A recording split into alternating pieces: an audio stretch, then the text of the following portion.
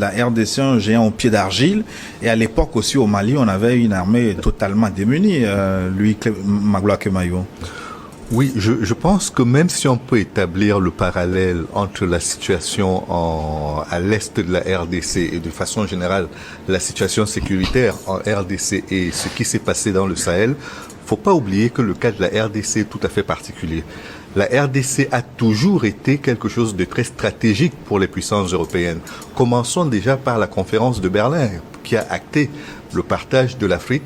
Elle a été organisée par l'ancien propriétaire du pays. C'est-à-dire que c'est le roi Léopold II qui était le propriétaire de cet immense pays qu'on appelait le Zaïre et qui est aujourd'hui appelé la RD Congo. C'était sa propriété. Et après tout cela, si on se rapproche encore du passé récent, même si c'est pas si proche que cela, les deux bombes qui ont été lâchées sur le Japon à Hiroshima et à Nagasaki venaient de RDC. C'était de l'uranium produit dans l'ancien Zaïre. Donc le Zaïre a toujours été une place forte pour les pays occidentaux et je pense que son malheur, c'est peut-être d'avoir occupé cette position-là et de n'avoir jamais été maîtresse de son destin, que ce soit dans ses rapports avec les pays d'Europe ou avec les États-Unis. Et cela fait qu'aujourd'hui, c'est une prolongation d'une histoire qui a commencé en 1885 et qui se poursuit malheureusement aujourd'hui dans des conditions dramatiques avec toutes les milices qui ont été créées et qui continuent de piller. Je voulais juste rectifier quelque chose concernant le Rwanda. C'est pas qu'il n'a pas ces métaux précieux chez lui, ces métaux stratégiques. Il les a, mais il ne les exploite pas encore. Il ne les exploite pas à la même hauteur que la RDC. Et la grosse différence aussi, si on devait, parce que souvent on dit, quand vous accusez une personne, vous avez un doigt orienté vers la personne et il y en a au moins trois qui sont orientés vers vous. Le code minier de la RDC a été pour la première fois établi dans les années 2000, c'était entre 2000 et 2005, et le rectificatif est venu beaucoup plus tard, dans les années 2015-2018. Donc, c'est beaucoup trop tard que la RDC a commencé à véritablement considérer que ces métaux stratégiques, là, les terres rares et autres, étaient quelque chose d'important pour l'économie du pays. Et donc, pendant tout ce temps-là, tout s'est fait dans l'informel, malheureusement. L'argent issu du commerce de ces minerais n'a pas profité à l'économie véritablement. Si vous voulez faire un parallèle, ce serait un peu comme l'uranium du Niger ou d'autres matières premières dans le Sahel. Mais ce sur quoi je voudrais encore insister, c'est que l'accord avec l'Union européenne dont on parle aujourd'hui concernant le Rwanda a été proposé initialement à la RDC avant d'être proposé au Rwanda, et cela portait sur la traçabilité des minerais. C'est-à-dire arriver à dire que les mines dans lesquelles les minerais ont été récupérés ne sont pas des mines clandestines d'une part, et que les mines en question n'emploient pas des enfants. C'était ça la question, arriver à faire en sorte que, non pas comme ça, sur les diamants ou l'or du sang, on n'ait pas à dire que on a encouragé une économie qui est une économie criminelle.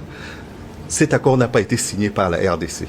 Quand le Rwanda a accepté de signer, c'était un engagement, c'est plus une contrainte pour le Rwanda qu'autre chose. Et aujourd'hui, une grande partie des minerais extraits en RDC sort illégalement par le Rwanda pour une raison simple. C'est que la taxation qui a été faite, parce qu'il y a une taxation depuis vis-à-vis des sociétés minières, est considérée par beaucoup comme punitive. Et donc, pour sortir plus tranquillement leurs minerais, ils le font sortir d'abord pour des raisons d'infrastructure. Quand vous partez de Goma, par exemple, pour Kinshasa, l'état des routes ne permet pas que vous transportiez votre minerai de façon sécurisée jusqu'à Kinshasa. Et si vous sortez par le Rwanda, c'est beaucoup plus simple. Enfin, je veux pas faire un cours de géographie, mais le fait est que ce sont ces éléments-là qui font qu'aujourd'hui, le plus grand partenaire de la RDC en termes d'économie et du Rwanda en termes d'économie, ils sont partenaires, ce sont les grands partenaires économiques, parce que quand ces minerais sortent, il y a des taxes qui sont payées, c'est tracé en réalité, mais ce n'est tracé que d'un côté, du côté rwandais. Moi, chaque fois que j'entends le Congo pleurnicher, le Rwanda m'a attaqué, c'est les Rwandais qui nous attaquent, c'est pas M23, chaque fois que j'entends ça, j'ai honte. Et j'ai honte d'être noir, d'être africain. Moi, dans mon village, quand j'étais enfant, j'allais à l'école. Si je reviens de l'école en pleurant, on me demande, mais qu'est-ce qui se passe? Je dis, il y a tel enfant au village, tout le monde connaît tout le monde. c'est l'enfant de tel qui m'a frappé. On dit, hein, et alors, vous avez le même âge, non? Peut-être même tu es plus âgé que lui. Il te frappe, tu ne te défends pas, tu viens pleurnicher ici. Je te jure, Gilles, ton papa va te fesser comme il ne t'a jamais fessé. Donc quand je vois le Congo, 2 335 000 km², plus de 100 millions d'habitants. 102 millions. 102 millions d'habitants. Face aux Lilliput, aux petits poussets rwandais. Et que le Congo, tout au honte but, pleurniche matin, midi, soir contre le Rwanda, il y a quelque chose qui ne va pas. Ou bien les Congolais sont capables de gérer leur pays, ils le gèrent, ou bien ils sont incapables de gérer le pays, celui qui peut le gérer, il vient le prendre. C'est ce que le Rwanda fait. C'est une question de superficie. Sur ce plateau, la semaine dernière, il y a un consultant qui comparait le Rwanda à l'Israël de l'Afrique. Il n'y a pas d'Israël en Afrique. C'est vrai qu'au temps colonial, avec les Belges, les Français, c'est les mêmes, hein. En malfaisance, ils sont les mêmes. On a dit aux Rwandais que les Tutsis, avec leur long nez, ne seraient pas des nègres. Donc les Hutus, les Tois, oui, eux c'est des nègres. Donc les Tutsis, avec leur long nez, leur grande taille, sont prédestinés à dominer les Hutus. Tout ça, c'est contenu, hein, ce qui se passe aujourd'hui là, parce que de l'autre côté au Congo, c'est des Hutus, c'est des Bantous. C'est pas des Nilotiques comme les choses. Mais laissons ça, c'est pas important. Et aujourd'hui, on nous dit, Kemaï nous explique que le contrat qu'on a fait avec le Rwanda avait été proposé au Congo, le Congo a refusé. Mais c'est un contrat de bandits, de pilleurs, de voleurs. Comment tu voulais que le Congo accepte ça? Maintenant, le Rwanda accepte ça, pourquoi? Laisse-moi parler, je ne t'ai pas interrompu. Le Rwanda accepte ça, il y a quel minerai chez lui? Ils ont des minerais. Attends.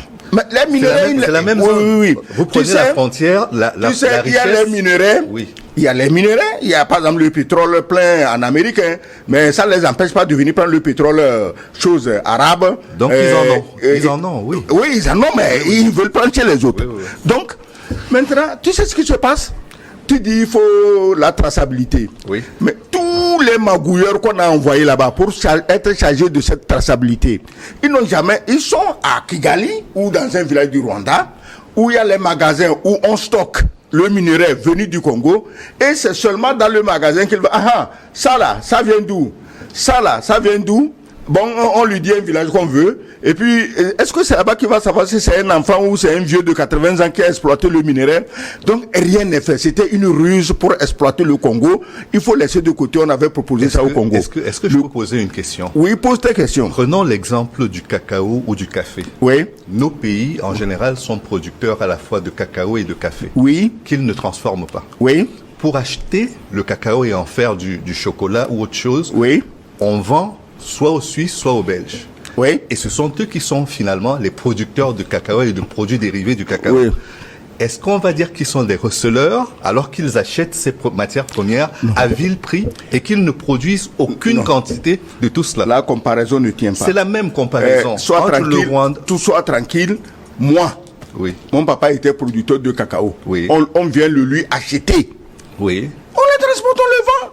Ici, là, on te dit dans les mines au Kivu, on paye quoi au Congo avant de prendre ces minerais? C'est pas le sujet. Le sujet, c'est qu'aujourd'hui, le Rwanda est un point de passage. Et le Rwanda n'est pas le seul point de passage parce qu'il y a d'autres pays là-bas qui ont même la côte. Pourquoi c'est pas un pays comme comment on appelle ça, la Tanzanie, qui ont la côte? Qui vous a dit que ça ne passe pas par ces pays? L'Ouganda aussi. L'Ouganda aussi permet de faire passer. On parle de ceux dont on entend le nom matin, midi, soir, c'est le Rwanda. Est-ce que nous sommes d'accord? Mais le Rwanda n'est pas le seul. Donc, on vous a dit qu'il y a plus de 200 milices établies dans cette région. Il n'y a pas que le M23. Oui. J'ai dit, si les pays producteurs de cacao, tu as donné l'exemple, ne le transforment pas, c'est des paresseux. Ces pays producteurs de cacao qui le transforment, c'est des paresseux, des inconscients, des incapables. C'est pourquoi si vous n'êtes pas capable de transformer votre café ou votre cacao, les voleurs suisses et belges viennent vous le prendre à prix de misère. Qu'est-ce qui empêche le pays comme la Côte d'Ivoire, le Ghana, les deux pays réunis, ils peuvent créer, Dieu sait combien d'usines de transformation de cacao. Ils ont fait quoi? Rien. Donc, il faut, quelquefois on accuse les Européens, c'est vrai, mais si la paresse poussive des cerveaux de certains dirigeants de certains pays joue plus mal contre les Africains que ne jouent les Européens. Donc, revenons au Rwanda. Le marché qu'on a proposé aux Congolais n'était pas un marché juste et équitable. D'ailleurs, en quoi quelqu'un va venir de quelque part pour te proposer un marché? Si les Congolais ont un problème, ils font un projet et ils signent des accords avec les pays. Maintenant, on vient. On dit, Rwanda, tu fournis les matières premières. Colombie, Tantalite, bon, tu sais que tu n'en as pas. Ou bien tu en as, mais tu ne l'exploites pas. Tu sais que tu vas aller le prendre gratuitement au Congo. Et tu signes des accords. Mais tu es un receleur, tu es un voleur. Non, justement. Le problème, il n'est pas là. Oui, mais enfin, bon, je voudrais juste que nous soyons il y a eu plusieurs études, même des Nations Unies, qui disent que le Rwanda pille les ressources du sous-sol congolais. Laissez-moi aller au bout de allez-y. Quand vous avez parlé là, moi, je me suis bien gardé de réagir. Maintenant, tout ça là, c'est de la distraction. Le problème, c'est avec les Congolais eux-mêmes. C'est les Congolais. Comment les Rwandais sont arrivés au Congo? Mais c'est des Congolais qui sont allés les chercher, disant que Mobutu est un dictateur. Je devais poser la question aujourd'hui aux Congolais. Combien d'habitants du Kivu Mobutu a assassiné dans sa vie? Combien de Congolais de l'Est Mobutu a tué dans sa vie, dans sa dictature? Mais comment tu peux diriger un pays comme ça sans avoir la fermeté dans la direction? Donc, c'est les Congolais qui sont allés chercher le diable pour amener dans leur maison, à commencer par Kabila père, mais les autres, ils l'ont dégommé comme un chien. Laurent Désiré Kabila. Père, oui. Après, ils ont mis son fils, Joseph. Qui, tout le monde sait, on sait d'où il vient. Hein. Faut pas venir écouter ça de ma bouche pour aller encore parler de complotisme. Donc, on l'a mis. Aujourd'hui, toute l'armée congolaise est en souffrance parce que l'armée n'est pas congolaise. Elle est infiltrée par des éléments extérieurs.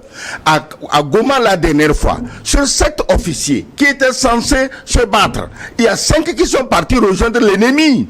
Parce que, bon, ils ont certainement été abondamment achetés. Et c'est 2 jeunes officiers, capitaines ou machin, qui ont accepté de croiser le fer avec les bandits. Bon, maintenant, une question.